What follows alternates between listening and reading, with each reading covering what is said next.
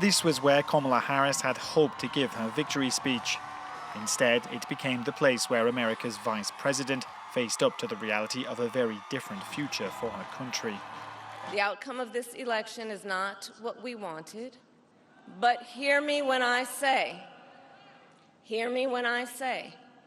the light of America's promise will always burn bright.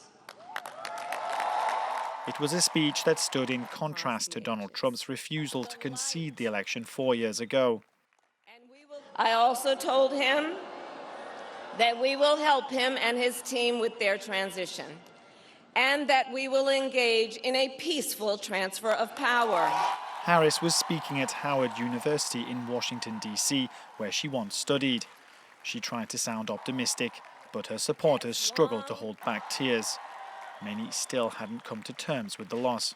I am still processing it. It has been extremely disheartening, to be quite honest. A lot of crying.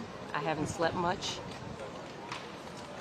A lot of thoughts going through my mind. Oh man, it's the millions of people who will suffer directly and indirectly because of his policy decisions or lack of policy decisions here in the United States and around the world.